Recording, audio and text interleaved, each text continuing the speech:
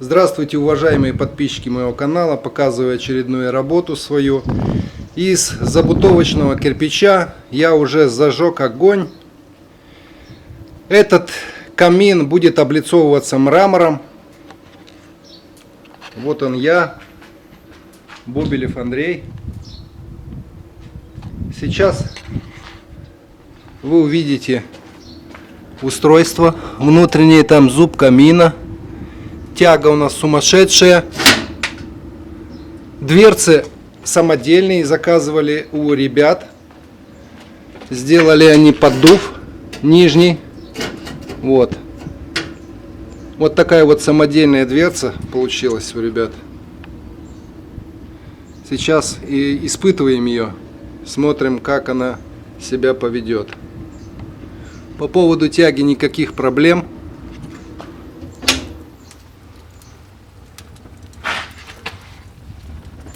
Вот внутреннее устройство этого камина.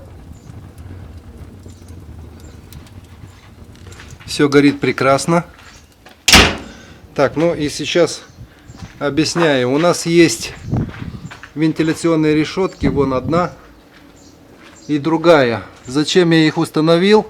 Этот дымоход будет штукатуриться под декоративную штукатурку. Там внутри есть еще один дымоход, он будет нагреваться. И все лишнее тепло будет уходить через эти отверстия в помещение. Вот, для этого я их и установил. Задвижка. Вот, слышите звук? Я ее открыл. Гудит. Слышно. И закрыл. Тишина. Так, эта нижняя поддувальная дверца будет устанавливаться после того, как будет мрамор. Ну и еще у нас одна задвижка есть. Это подача кислорода с улицы. Вот, она тоже будет устанавливаться в мрамор. Я просверлил отверстие с улицы. Вот оно. Подача кислорода идет с улицы. Потому что сейчас, если будут пластиковые окна, часто жалуются печники, что дымоход, что задыхается камин из-за того, что нет приточки воздуха. Я эту проблему решил благодаря той задвижке и тому отверстию, которое у нас есть. В общем, до сих пор все будет облицовываться мрамором. Вот. Ну а остальное уже будет декоративная штукатурка. На втором этаже есть еще дымоход. Вот.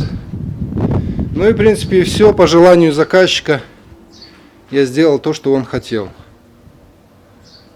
Посмотрим, как он будет выглядеть после облицовки мрамором. Друг мой занимается облицовкой мрамором. Надеюсь, он справится со своей задачей, и этот камин будет очень-очень красивым.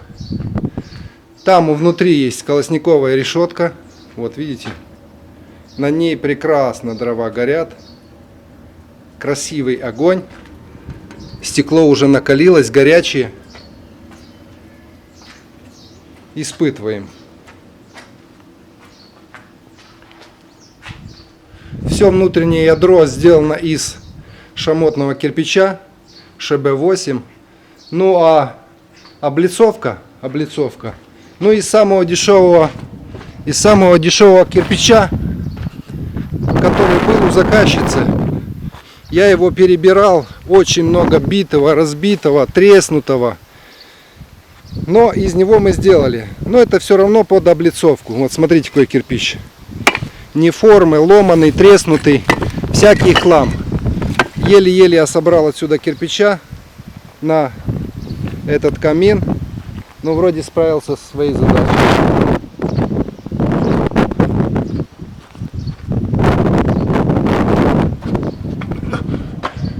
В общем, друзья мои, с вами был Бобелев Андрей.